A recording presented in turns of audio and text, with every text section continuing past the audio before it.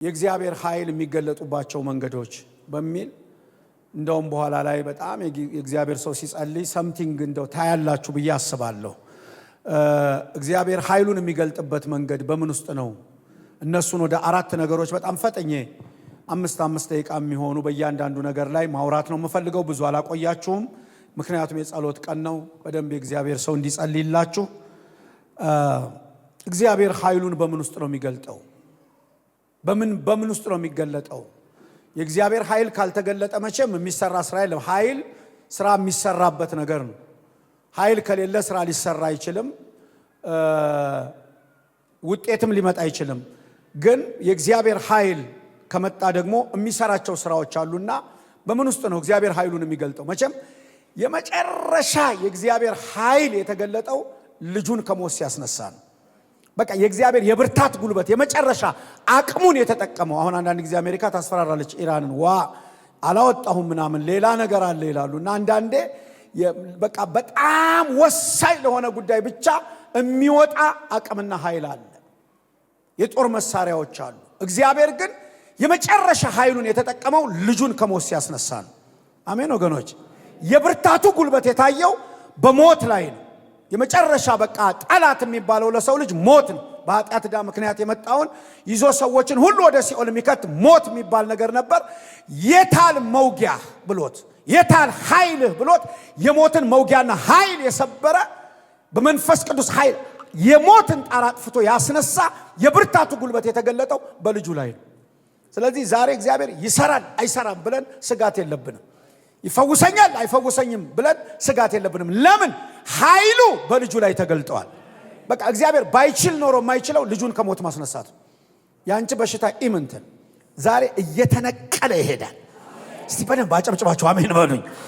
ይነቅላል። እግዚአብሔር በሽታ ይነቅላል፣ ሐዘን ይነቅላል፣ ችግር ይነቅላል፣ ተራራ ቢኖር ያፈርሰዋል። ምክንያቱም አልቻለም ቢባል እግዚአብሔር ነገሩ የሚቆመው በልጁ ላይ ነው።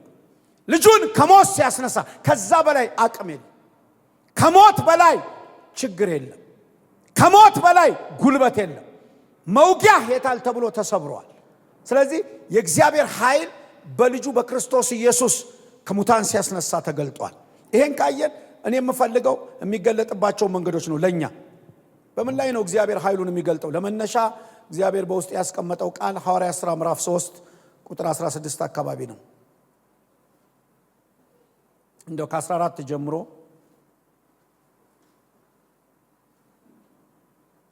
ሐዋርያት ሥራ እናንተ ግን ቅዱሱንም ጻድቁንም ክዳችሁ ነፍሰ ገዳዩን ሰው ይሰጣችሁ ዘንድ ለመናችሁ፣ የሕይወትንም ራስ ገደላችሁት። እርሱ ግን እግዚአብሔር ከሙታን አስነሳው። ለዚህም ነገር እኛ ምስክሮች ነን። ከዛ እንዲህ ይላል፣ በስሙም በማመን ይህን የምታዩትንና የምታውቁትን የእርሱ ስም አጸናው። በእርሱም በኩል የሆነው እምነት በሁላችሁ ፊት ይህን ፍጹም ጤና ሰጠው። አሜን ወገኖች። እግዚአብሔር ኃይሉን የሚገልጠው የመጀመሪያው በስሙ ውስጥ ነው። ዛሬ እንደዛ ነው የምለው፣ በስሙ ውስጥ ኃይል አለ። ዝም ብሎ ባይዞይ ልክ የኢየሱስ ስም እንደኛ ስም እንዳይመስላችሁ። እኛ ሀገር ስም ዝም ብሎ ነው የሚታደለው። በእስራኤል ግን ስም ሲወጣ ከተግባር ጋር በሙሉ የእስራኤልን ታሪክ አንብቡ። በመጽሐፍ ቅዱስ ያሉ ሰዎች እያንዳንዱ ስማቸው ይተረጎማል። እኛ አንዳንድ የካፌ ገብተን ስንጠይቅ ራሱ ብዙ ሰው የስሙንም ትርጉም አያውቀው። ከተግባር ጋር ነው ስም የሚወጣው። ያ ስም ተግባርን ይወክላል፣ ዘመንን ይወክላል፣ የሚሆነውን ነገር ይወክላል። ለእያንዳንዱ እንደዛ ነው የሚወጣው። የኢየሱስ ስም ደግሞ ዝም ብሎ ስም አይደለም፣ አብ ያከበረው ስም ነው። ምናልባት በኋላ ፊልጵስዩስ ላይ ስንመጣ እናየዋለን። ዝም ብሎ የተሰጠ ስም አይደለም። እና እንደው ከልምድ እንድንወጣ ፈልጌ ነው ወገኖች ሆይ። በጣም በዚህ ዘመን በተለይ ካየኋቸው ነገሮች አንዱ የኢየሱስን ስም የሚሸፍኑ ብዙ ነገሮች ስላሉ እግዚአብሔር ገፎ ይጥላቸዋል። በስሙ ውስጥ ኃይል አለ። ዝም ብሎ እስቲ አንድ ሰው አጨብጭቦ በስሙ ውስጥ ይበለኝ እስቲ። ኃይል አለ ብላችሁ አጨብጭቦ እስቲ።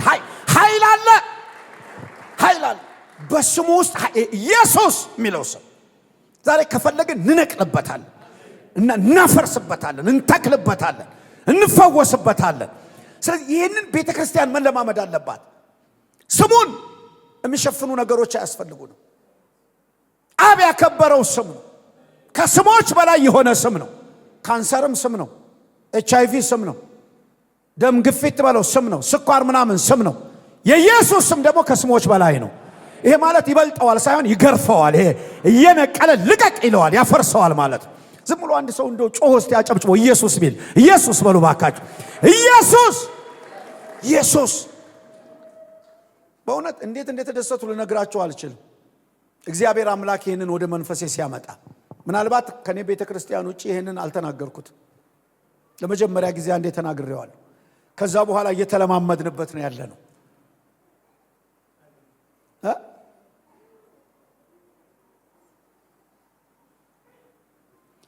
የእንትና መዝሙር ነው የአዜብ መዝሙር ስለ ስሙ የሆነ አንድ የዘመረችው መዝሙር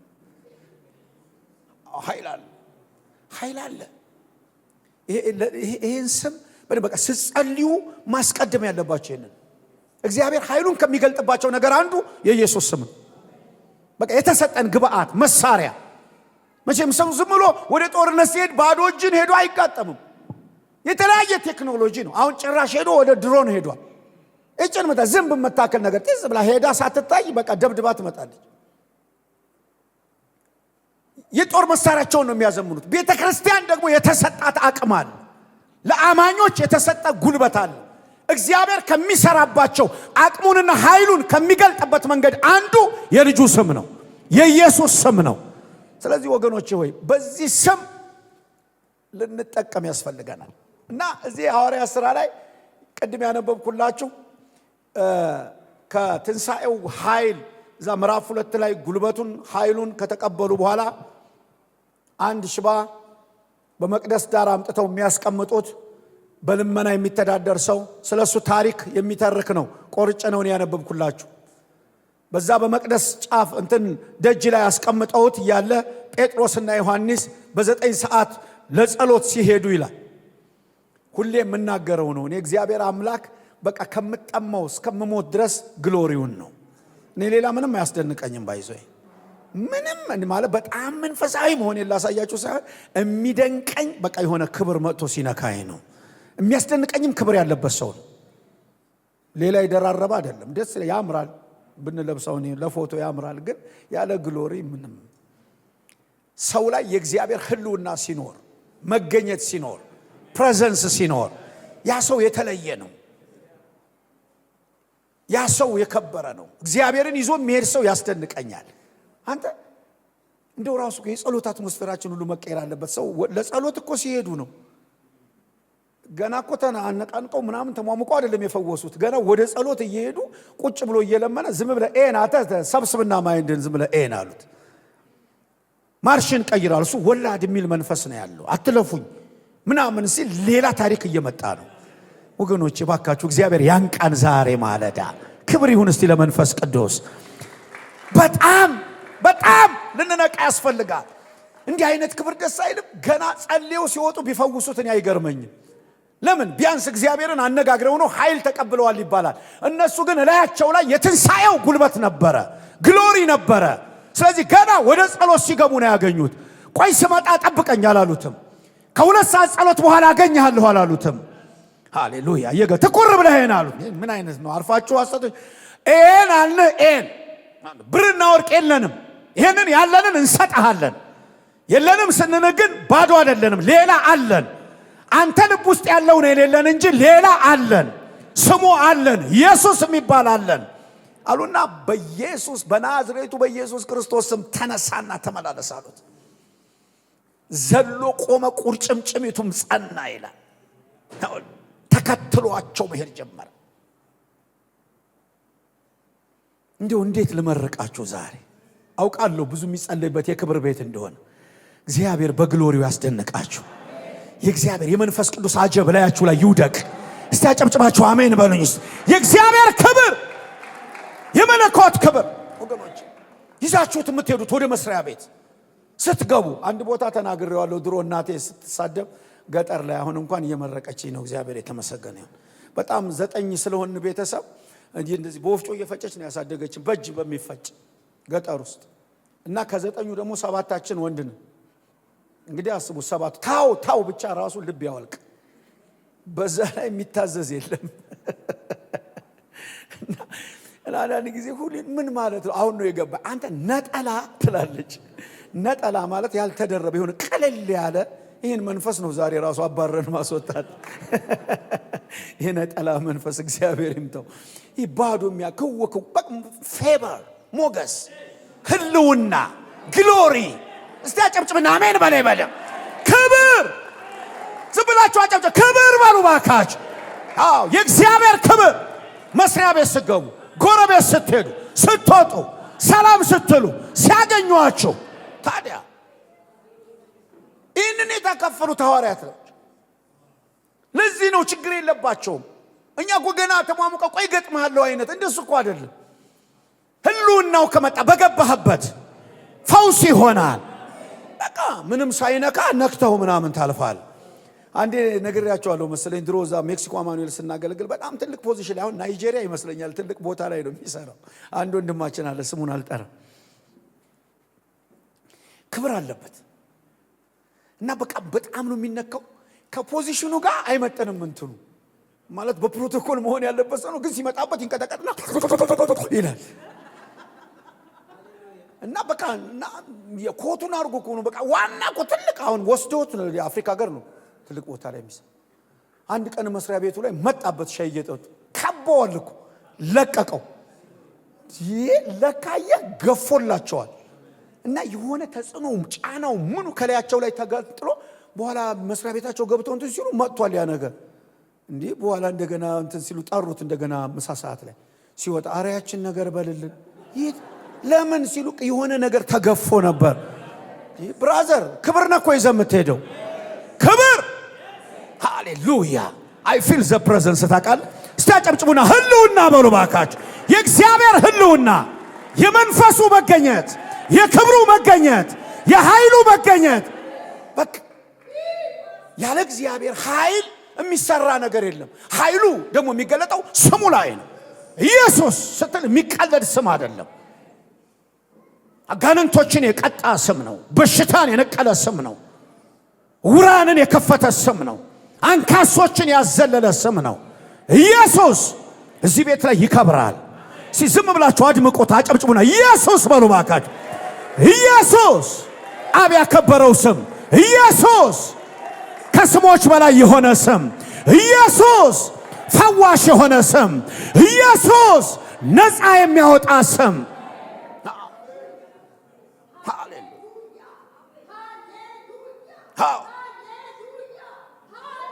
ሃሌሉያ በእውነት እኮ ነው የምላችሁ። እኔ ራሱ ታውቃለህ አጥንቴ ሲበረታ ይታወቀኛል። ኢየሱስ አይቀለድም። ዝም ብሎ ፌስታሉ ልኮሽ ስል የሚጠራ ስም እኮ አይደል። አብ ያከበረው ስም አላየም? እዛ ፊልጵስዩስ ላይ ታዘዘ ለሞት ለመስቀል ሞት ዝቅ አለ፣ ራሱን ባዶ አደረገ። በዚህም ምክንያት ይላል እግዚአብሔር አባቱ ያለ ልክ ከፍ ከፍ አደረገ ይላል። ከስሞች ሁሉ በላይ የሆነውን ስም ሰጠው ይላል። በምድርና በሰማይ ያለ ሁሉ በሱ ይንበረከክ ዘንድ ማለት ነው። ዝም ብሎ ነው ተንበርከክ አታውቁም? እንዳንተ ተንበርከክ ካልከው በቃ የበላይ ነው። ተንበርከክ ማለት እኮ ይንበረከክለታል ማለት እንዲህ ሰግዶ ይነሳል አይደለም፣ ይደቆሰዋል ነው እኮ። በሰማይም በምድርም ያለ ምን አለ? በቃ ከሰማይና ከምድር ውጪ ሌላ ምን አለ? በዛ ውስጥ ያለውን አልገዛም ያለው በሽታ ይሁን ያደቀዋል፣ ካንሰር ይሁን ይነቅለዋል። ምንም ስም ይኑረው። አረ ኢየሱስ ጌታ ነው። ዛሬ ባካችሁ አጨብጭባችሁ ኢየሱስ በሉ። ኢየሱስ ኢየሱስ ኢየሱስ። በስሙ ውስጥ ኃይል አለ፣ በስሙ ውስጥ ፈውስ አለ፣ በስሙ ውስጥ ጤንነት አለ፣ በስሙ ውስጥ ደስታ አለ። ከስሞች በላይ ነው። በስምህ ክብር አለ፣ ክብር አለ፣ ክብር አለ ነው ምንለው። ዛሬ ስሙን ነው የምናጎለው። ይኸውልህ ይህን ስም እየጠራ የማይረግፍ የለም። ከስሞች በላይ የሆነውን ስም ምን አለው ሰጠ። ለዚህ ነው መጣና ቁርጭምጭሚቱ ጻና ቆመ። ጀመሯ ጥያቄ እንዴት? ምን ይገርማችኋል? ምንድነው የሚገርማችሁ? ይሄን ለምን ሌላ ነገር እንደሆነ ታስባላችሁ? እናንተ ግን ቅዱሱንም ጻድቁንም ክዳችሁ ነፍሰ ገዳዩን ሰው ይሰጣችሁ ዘንድ ለመናችሁ፣ የሕይወትንም ራስ ገደላችሁት። እርሱን ግን እግዚአብሔር ከሙታን አስነሳው። ለዚህም ነገር እኛ ምስክሮች ነን። በስሙ በማመን ይህን የምታዩትንና የምታውቁትን የእርሱ ስም አጸናው። ዛሬ በስሙ የሚጸና ነገር አለ። የተብረከረከ ትዳር፣ የተብረከረከ ኢኮኖሚ፣ የተብረከረከ ጸጋ፣ አገልግሎት እግዚአብሔር ያቆመዋል። የሚጸና ነገር አለ እዚህ ቤት ዛሬ ይጸናል። ያዘመመ ነገር እንደገና ይቆማል። በምን? በስሙ ውስጥ ባለው ኃይል። ይሄው እንደምታዩት ጸና። ይሄው እንደምታዩት ዘሎ ቆመ። ይሄው እንደምታዩት ራሱን ቻለ። በምን? በስሙ በማመን የተደረገ ነው። ስለዚህ ስሙን አጉሉ። ቅድም አሁን ደስ ብሎኛል። በተጸለየበት ዘይት እንጸልያለን። ይሄ ነው መባል ያለበት። እኔ አንዳንዴ ሲመሰከር ራሱ ድንግጥ እላለሁ። በዘይት ተጸልዮልኝ፣ ምንድነው በዘይት ተጸልዮ? ስሙ የት ሄዶ ነው? በዘይቱ ተጸልዮ በሚታየው ላይ ይጸልያል። እግዚአብሔር በምን? በጭቃ ፈውሷል። ግን እኔ ዘይት ብቻ እንዳይሆን ነው መፈራው። ወደፊት የኢትዮጵያ ቤተክርስቲያን አይሰራም አላልኩም። በዘይት የተጸለየበት የእግዚአብሔር ስም የተጠራበት ዘይት ሲባል ክብር አለው። አለበለዚያ ስሙ ይሸፈናል እንጂ እግዚአብሔር መገለጡን በተለያየ ያመጣል። ምን ጭቃ አረገ መረገው ሂድና ያለው በራ። በሚመጡት ነገሮች ላይ ግን ክብሩ መቀጠል ያለበት የኢየሱስ ነው። ስሙ የኢየሱስ ነው። በስሙ ውስጥ ኃይል አለ። በስሙ ውስጥ ክብር አለ። በስሙ ውስጥ ማዳን አለ። ይሄው እንደምታዩት ጸና። ዛሬ እስቲ የተብረከረከ ነገር ያላችሁ ካመናችሁኝ ዛሬ በዚህ ስም ይቆማል። የወደቀው ድንኳናችሁ ይነሳል። የወደቀው ጤናችሁ ይፈወሳል። በዚህ ስም ያጸና። በኢየሱስ ስም ስትዩ ይነቀላል። በኢየሱስ ስም ስትለው ይጠራል። በኢየሱስ ስም ስትለው ይተከላል። በእውነት እንዴት ደስ ብሎኝ እንደመጣው ስለማታውቁ ነው። የኢየሱስ ስም ይሄን ቤት ይሞላዋል። ታያላችሁ ስትንበረከኩ ስሙን እየጠራችሁ።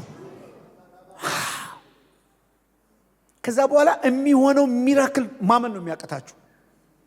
ይሄው አላቸው በስሙ በማመን ሃሌሉያ። ይህን የምታዩትንና የምታውቁትን የእርሱ ስም አጸናው። በእርሱም በኩል የሆነው እምነት በሁላችን ፊት ይህን ፍጹም ጤና ሰጠው። የኢየሱስ ስም ፍጹም ጤና ይሰጣል። የታመማችሁ አላችሁ፣ ይሄን ኪኒኒ ዛሬ እንሰጣችኋለን። በስሙ ውስጥ ጤና አለ። በኢየሱስ ስም ትፈወሳላችሁ። በኢየሱስ ስም ይለቃችኋል። በኢየሱስ ስም ትባረካላችሁ። እስቲ ባካችሁ አንድ ያጨብጭባችሁ ኢየሱስ በሉ ባካችሁ። ኢየሱስ አንድ ምድሪቷን ወከላችሁ ለምድሪቱ ኢየሱስ በሉ ባካችሁ። ኢየሱስ የዳዊት ልጅ ኢየሱስ፣ የእግዚአብሔር ልጅ ኢየሱስ፣ አብ ያከበረው ኢየሱስ፣ ሞትን ገሎ የተነሳ ኢየሱስ። ከዚህ ቤት ወጣ ታውቃለህ። የሆነ ነገር የዛሬ ፕሮግራም ያለፈ ነው። አይገርምም? አይነ ስውር ምንድነው ግርግሩ? ያልፋል። ማ? የናዝሬቱ ኢየሱስ። ኢየሱስ በቃ ነው። ከጮክ ከፈለገም አልፎ ሂድ። ዝም ብለሽ ኢየሱስ በይና ይለየልሽ። ስንት ነገር ቀባጥረን አልሆነልንም። ይበቃናል። ደክ በዛብን። አንድ ስም ይሻለናል። እኔ ሁሌ እላለሁና በህይወት አገልግሎቴ ሁሉ አሁን ለንደን ያለችው እናቴ ምላት አንድ እናቴ ራሄል በጣም እገረማለሁ። አንድ ሰጥተህ ገላገለኝ አልኩት። አንድ እኮ ይገላግላል። በቃ በሷ ቤት ተሰጠኝ። 10 ዓመት ኖርኩ። ዳረጅ አገባው። ቤቱን ለቅቄ ወደ አሜሪካ ሄድኩ። በቃ ረፍት ነው። የ10 ሰው ፊት ራሱ መጠየቅ ከፍቶት ይሆን እያልክ ማየት በራሱ እሱ ራሱ በሽታ ነው። አንድ ስም ይበቃችኋል። የልመና ጣቢያ አሸጋሽኩትና ወደ አንድ ስም ጎተታችሁ አምጡ። ኢየሱስ በሉ እስቲ አንድ እዚህ ቤት ዝም ብላችሁ እስቲ ኢየሱስ በሉ ባካል። አዎ በቃ ርፍ ይገላግላችሁ ብዬ የሰው ፊት ሳይገርፈኝ እግዚአብሔርን ባርኳት። በእውነት ሲሄድ ለንደን ላይ ሲሄድ በግሉ ጀት ትንሽ አውሮፕላን አለችው። በሱ ነው ከተማውን ያስጎበኘኝ። ይሁን ይባረካል ደግሞ ጌታ። እኔም የምር ነው ዝም ብለን እየበላን ብቻ ሃሌሉያ። ከበላን እንደ ኤልሳም ቋጠሮ እየፈታን ነው መብላት። ጋሽ ጻድቁ ብሏል አሉ አንድ ጊዜ የኤልያስን ጥቅስ እየጠቀሳችሁ እሱ እኮ ታዲያ ሴትዮዋ ለ3 ዓመት አሻግሯታል እያሻገራችሁ ብሏል አሉ። ልክ ነው። ይሄንን ነው ማምነው። እኔ እንበላለን፣ ከበላን አይቀር ደግሞ እናስባረካለን። እዚህ ቤት መጥቶ ጎስቅሎ መሄድ አይኖርም ማለት ነው። ቅባቱ ይባርከዋል ማለት ነው። አይደለም እንዴ? ወደ ዳዊት የመጡ ኃያላኖች እኮ እዳ ያለባቸው የተጨነቁ ብድር ያለባቸው ድሆች ነበሩ። ግን ታሪካቸው ሲዘጋ የዳዊት ኃያላን ስም ዝርዝር አለ። ያ ቅባት እያበጠረን ያስታጠቃቸው። እዚህ ቤት ክብር አለ። እባክህ ኢየሱስ ብለህ ጩህ ዛሬ ማታ። ኢየሱስ የስሙ ክብር ጤና ይሰጣል።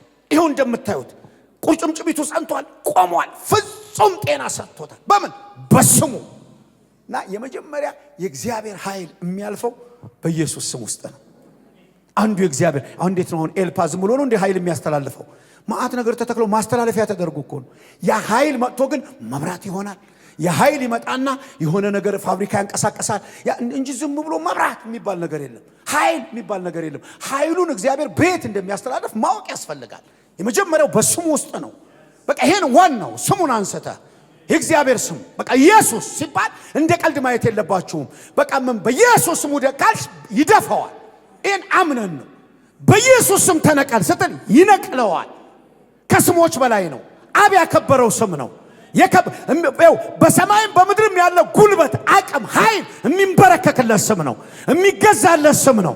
ዛሬ በዚህ ስም ከዚህ ቤት የሚወጣ ችግር የለም።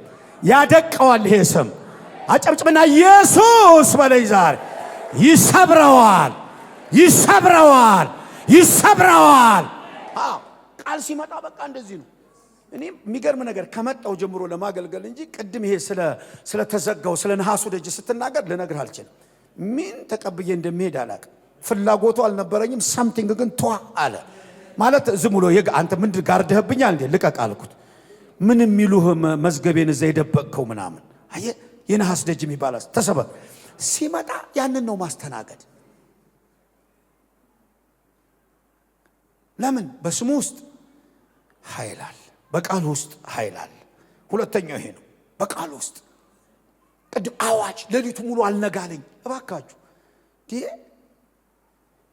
እዚህ የሚመጡ እንዴ ተቃጥለው ሲመጡ አስተናግዷቸው። ክብር ለእግዚአብሔር። በእውነት በእርግጥ ያው ከዚህ በፊት ተናግሬያለሁ። የሚያስተናግድ ጉባኤ አለ፣ የማያስተናግድም አለ። መከራህን ነው የምታየው። አገልጋይ መቼ ገብርኤል እየነደደ መጥቶ እንግዲህ የመጀመሪያው ጉባኤ የእንትና ጉባኤ ነው የዘካርያስ። ምን ብትለው ደስ ይበልህ አይወድ፣ ተድላ ይሆንልሃል አይወድ፣ ዩአር ብለስድ አይወድ። ምንም አንተ መልስ አይሰጥ። አሰቃየው ገብርኤል። አንተ ረኔ ገብርኤል ነኝ ሁና፣ ፓስተር ነኝ ሁና፣ አፖስትል ነኝ ሁና የሚል እኮ አለ እኮ። እልህ የሚያስጨርስ ሰው እኮ አለ። ማገዶ የሚጨርስ እንደ ብቆሰቆስ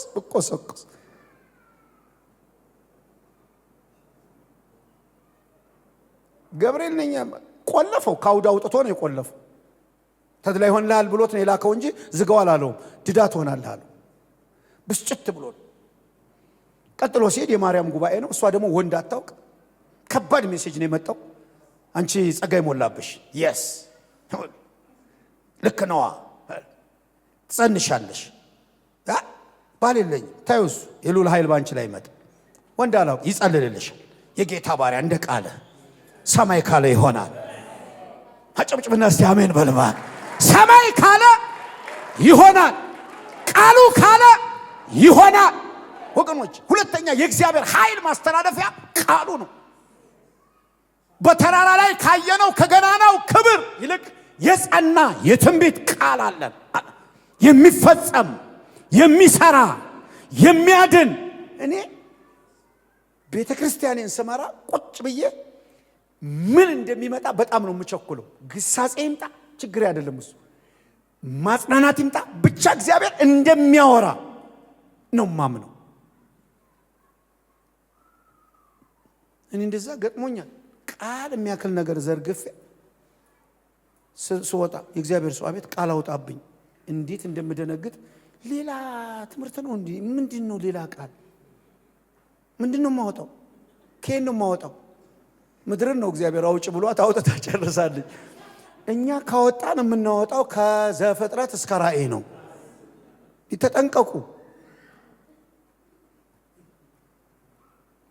የምሬን ነው የምላችሁ።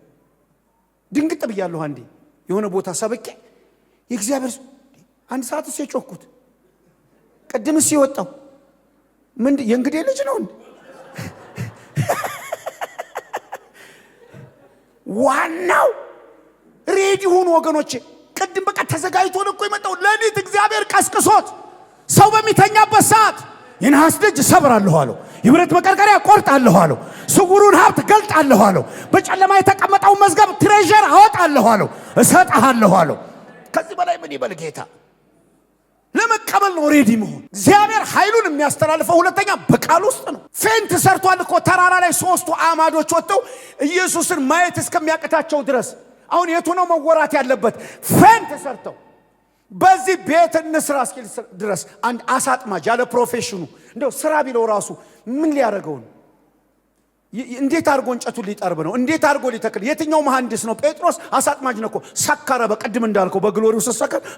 በቃ ሶስት ቤት እንስራ አለ። እንደው አንድ ቤት እንኳን አይባልም። በርግጥ ደስ ብሎኛል። ግሎሪ ነው ትንሽም ቢሆን የሚያስለፈልፈው።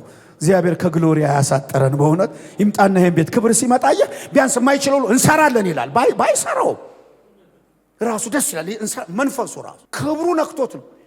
ያንን ያየ ሰውዬ ሲመጣ ሲጽፍ እንዳለ በተራራ ላይ ከተገለጠልን ከገናናው ክብር ይልቅ እጅግ የሚበልጥና የጸና የትንቢት ቃል አለ።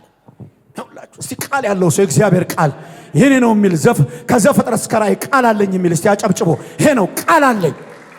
ቃል አለኝ። የጸና ቃል አለኝ። የሚፈውስ ቃል አለኝ። የሚባርክ ቃል አለኝ። የሚመልስ ቃል አለኝ። የሚያጽናና ቃል አለኝ። የሚያድስ ቃል አለኝ። ቅድሞውን አንድ ቃል ነው ጋሻ ያመጣል። የሚገርም ግን ፍችን ሕፃናትን ጠቢባን ያደርጋል። አይ በጣም ገና ሄጄ ነው ማመነጅከው። ናዝሬት አንድ ወዳጅ አለችኝና ተጸለየና የሆነ አንድ ቦታ ስንወርድ ማታ ደግሞ ምናምን ሂጂና አመንጅጊ። ይሄንን አመንጅጊ ገብተሽ ማመንጅግ ማለት ከብቶች ሲበሉ የዋሉትን ማታ ደግሞ እንደገና ሌላ ዶዝ። የመጀመሪያውን እየተረጋጋን እየበላን እያዋሃድን ቃሉን ያሰላሰብ መስመር እየሰጠን ወገኖች፣ እግዚአብሔር ኃይል የሚያልፈው በቃል ውስጥ ነው። ለእግዚአብሔር ቃል ክብር ያለው ትውልድ እዚህ ምድር ላይ ያስፈልገናል። ቃሉን ያስቀደመ የታጠቀ ጌታ ኢየሱስ ዘርሮ የጣለው በምንድን ነው? በቃል። እንዲህ ተብሏል ያለ ዝም ብሎ መሰለህ እንዴ? ምጥይበት እኮ ነው። የሚመጣውን ወደረኛሽን ተከራካሪሽን በቃ ወቅተሽ ምጥይበት እኮ ነው። ሰው በእግዚአብሔር ቃል እንጂ በእንጀራ ብቻ አይኖርም ተብሎ ተጽፏል። ዞር በል አለው። ይመጣ እንደዚህ አድርግ፣ ራስህን ወሩ፣ እግዚአብሔር አምላክን አትፈታተን ተብሏል ይሏል። ይህንን የዓለም ክብር ያየውን ሁሉ ለአንተ ሰጣለሁ፣ ስገድልኝ፣ ለአምላክህ ለእግዚአብሔር ብቻ ስገድ ተብሏል። ኧረ ለቃሉ ክብር አምጡ ባካችሁ። የእግዚአብሔር ቃል ወይ እስቲ አደጩና የእግዚአብሔር ቃል በሉ ባካችሁ። ወይኔ እዚህ ቤት ዛሬ ማታ የእግዚአብሔር ቃል ወገኖቼ፣ እኔ እኮ ተረጋግቼ የሆነች ነገር ተናግሬ ልሄድ ነበር። ታውቃለህ እንደ ደከመኝ ያወቅሁት በአንድ ወር አገልግሎት ዛሬ ጠዋት ነው። ምንድነው ዛሬ ሰውነቴ ሁሉ ብዬ አሁን ሌላ ሰው ሆኜ ቁጭ አልኩ። ቃሉ ራሱ ዘይት አይደል ጨመቃል። ሃሌሉያ አሜን። አይደለም እንዴ? ቀሱ ነው እኮ። አሁን ለምሳሌ ሰው ዘይት ቢፈልግ ግራዋን ዝም ብለህ አንድ ፋብሪካ ውስጥ አስገብተህ ትጨምቀዋለህ። ለምንድን ነው ዘይት ላወጣ? አረ ዛፉ መመረጥ አለበት።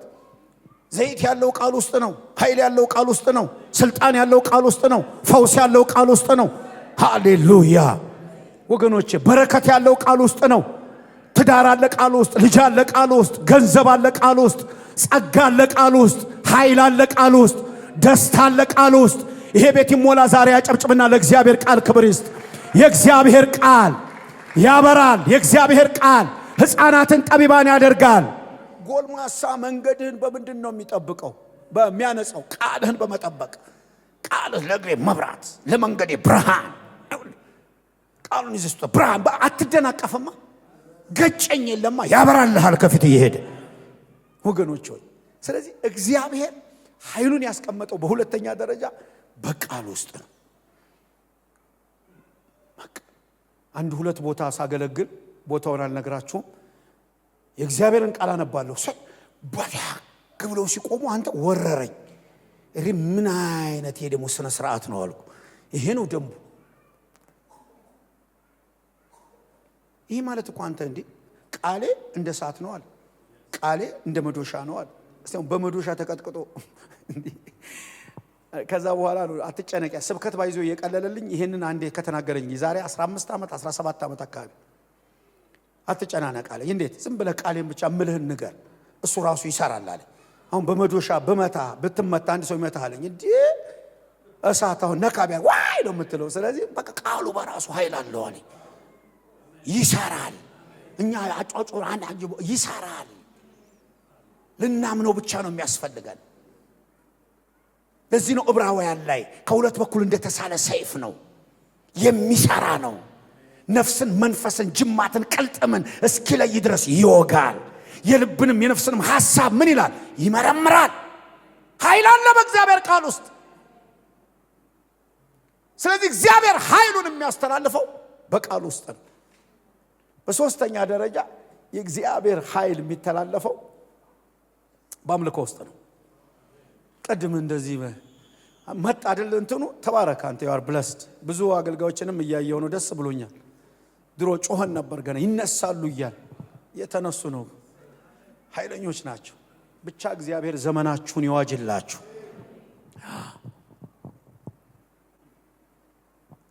አምልኮ worship፣ መዘመር፣ ማመስገን ሐዋርያት ሥራ 16 ላይ ታገኙታላችሁ። ጳውሎስና ሲላስ በእስር ቤት ውስጥ ሆነው በወንጌል ምክንያት ታስረው ገብተው የተፈጠረውን ነገር ታያላችሁ። ኃይል አለ በአምልኮ ውስጥ። ስለዚህ አምልኮ ወደሆነ ነገር መሸጋገሪያ ሳይሆን ፐርፎርማንስ ማሳያ አይደለም፣ ኃይል ማስተላለፊያ ነው። ሂሊንግ ማስተላለፊያ፣ ፈውስ ማስተላለፊያ። እግዚአብሔርን ከማክበር አልፎ እንደገና እነዚህን ስራዎች ይሰራል። መጀመሪያው ፕሬዝ ነው፣ እግዚአብሔርን ዝም ብሎ ማመስገን ነው። ይመሰገናል እግዚአብሔር በዛ ውስጥ። ነገር ግን ሌላ ደግሞ አለው፣ የሚሰራው ነገር አለ። አንተም አምላክህን እግዚአብሔርን ታመልከዋለህ ይላል። ይቆን ሰው ረስቶታል። ሲምፕል ነው። እሱ እህልና ውሃን ይባርካል፣ በሽታን ከመካከል ያርቃል። ለምሳሌ አሁን አንድ ሰው ይሄን እንደ ካልኩሌሽን ሰርቶ ተውትና በሂሳብ እናርገው፣ እምነቱ ይቀርና ዲቆይ ሰው እግዚአብሔርን ሲያመልክ እህልና ውሃ ከተባረከ በሽታ ከመካከል ካራቀልኝ ለምን አላመልከው ብሎ አንድ ሰው ቢያስብ ሳምንት ሳይሞላ ተአምረያል። መጽሐፍ ቅዱስ አርቃሉ የተያያዘ ነው። ስለዚህ እዚህ ቦታ ላይ ስትመጡ የምታገኙት ያንን በግንድ ተጠርቀው ታስረው አራተኛ ክፍል ውስጥ ነው ያስገቧቸው። በጭፍራ በአራት ክፍል ይጠበቃሉ። ሰውነታቸው እየደማ ነው። በመንፈቀ ሌሊት በዜማ እግዚአብሔርን ሲያመሰግኑ የእግዚአብሔር ኃይል የሚተላለፈው በአምልኮ ውስጥ ነው፣ በዜማ ውስጥ ነው፣ በዝማሬ ውስጥ ነው፣ በምስጋና ውስጥ ነው። እንደ ቀልድ እንዳታዩት። ደህና አድርጎ በገና ሲደረድር ይላል በሳኦል ላይ ያለው ክፉ መንፈስ ይርቅ ነበር። እስቲ በማስተዋል እንዘምር። ለዚሁን መዝሙረኛው ዳዊት ላይ እንደዚህ ዘምሩ አጣቁመዋል። ነገር ግን በማስተዋል እስቲ ወርሺፕ አድርጉት። ኢንተርቴይንመንቱን እንተውና ሲነካን እንዝለል፣ ሲነካን ከፈለግን እንገልበጥ። እኔ አንድ ጊዜ እንደዛ ገጥሞኛል። የሆነ እንትን ወደ ሰሜን ሸዋ ያኔ ዛሬ 20 ዓመት ሳገለግል አንዱ አንተ ነርቨስ ትሆናለች። እኔ በቃ እኔ ራሱ አቁሚ ልበላት እንዴ ይችልሽ ማለት አበደች። መጨረሻ ሲያልቅ ጉባኤው ምንድነው አልኳት። እኔ እንደዚህ አይቻላቅም፣ እኔ ምብድ ነኝ፣ ያንቺ በስቷል። ምን ሆነሽ ነው ስላት እኔን እኮ ከነከዲጃ ሰፈር ነው ጎትቶ ያወጣኛለች። አንቺ ማይገባሻል፣ ዛሬ ስላልተመቸኝ ነው፣ ነገ ቱታ አርጌ ነው መመጣው አለች። ይገባታል። ታውቃለህ፣ በተደረገላት ልክ ነው እግዚአብሔር ልታደርገው የፈለገችው።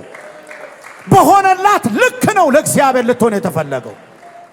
አምልኮ ባይዞ መቆምም የመንፈሳዊነት ምልክት አይደለም፣ መዝለልም አይደለም።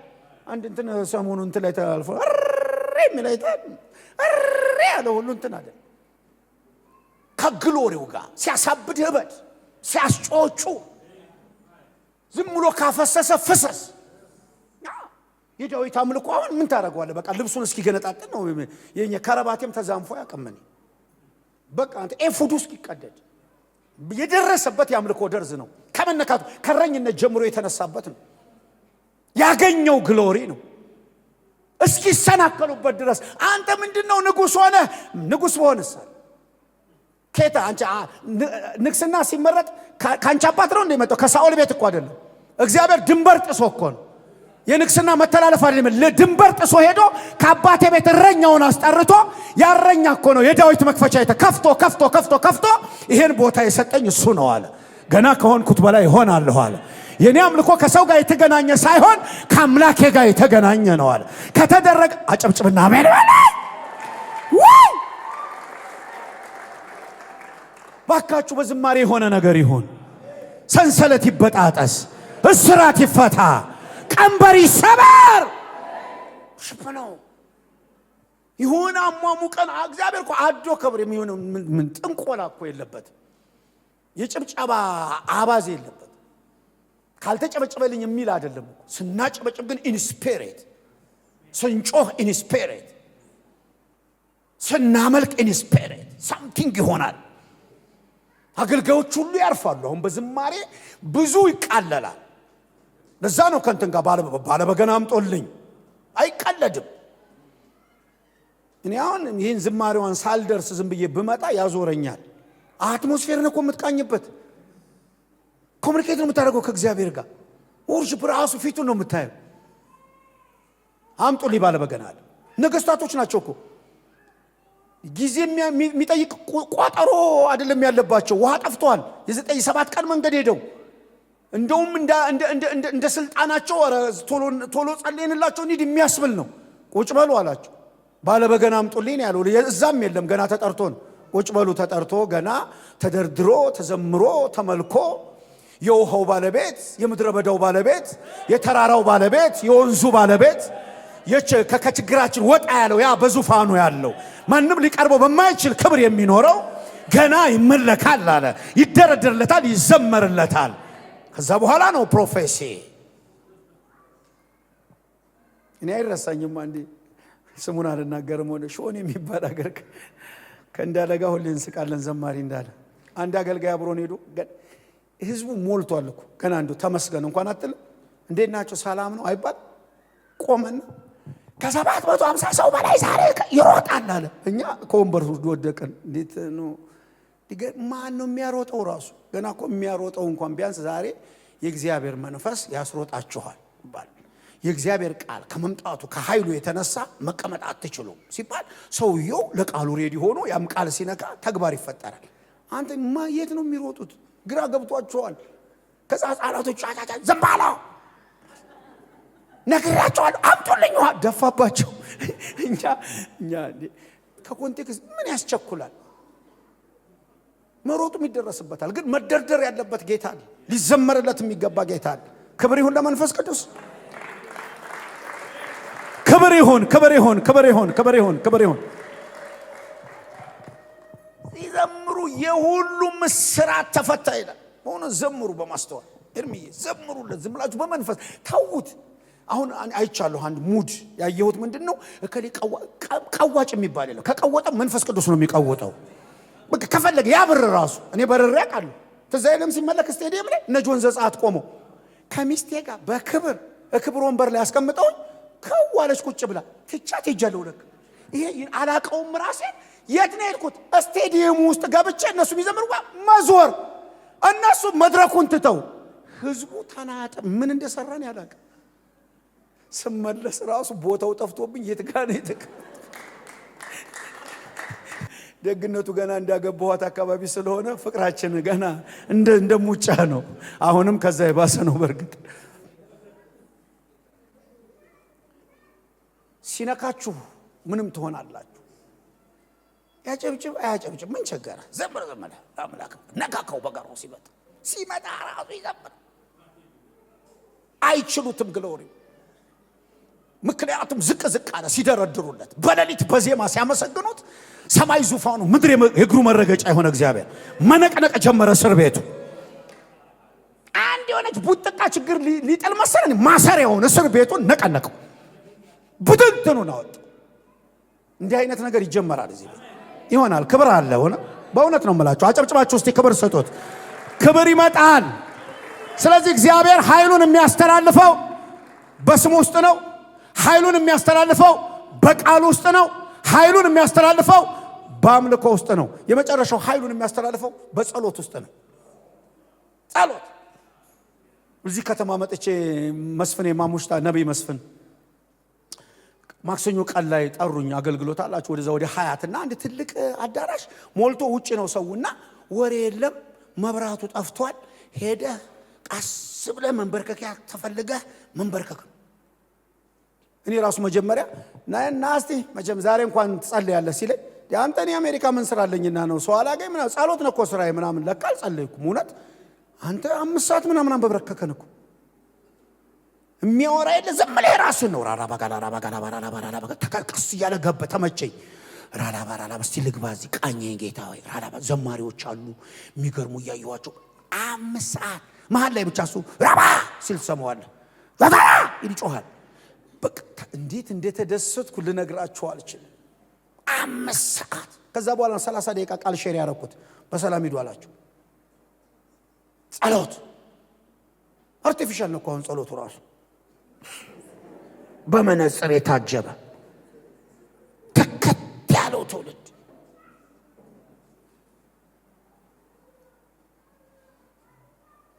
መጸለይ በእግዚአብሔር ፊት የግል ጸሎት ሲመጡ ያበጥሩልናል። አገልጋዮቹ ይነቅሩልናል። የግል መሰዊያ መስራት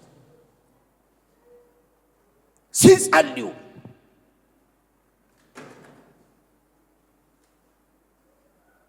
ምን ይላል የእግዚአብሔር ቃል?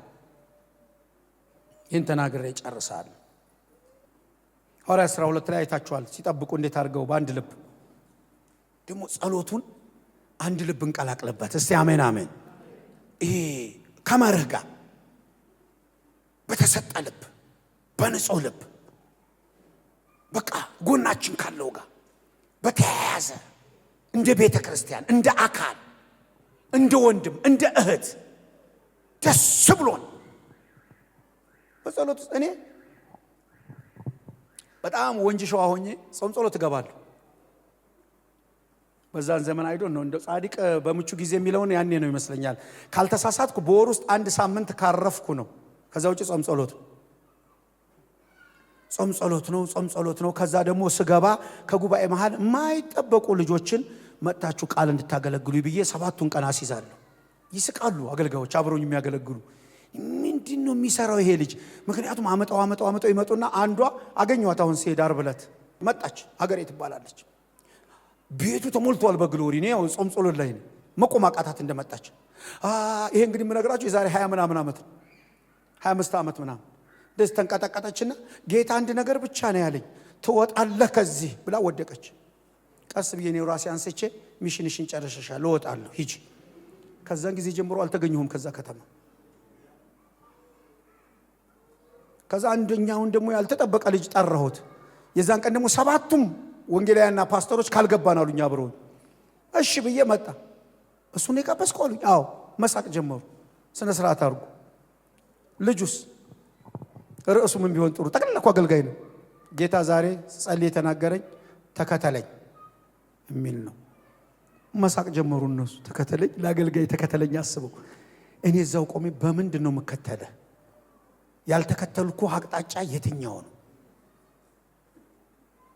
ጭራሽ መሃል ላይ እየሰበከ መዝሙር ወደ ልቤ መጣ። ተመለስ ተመለስ ተመለስ ለአዳዲስ ነፍሳት የምንጠራበት ወንድሜ ሆይ ሲል መሳቅ ጀመሩ። አረ ጌታ ሆይ ዛሬ በየት አቅጣጫ ነው የምመለሰኝ?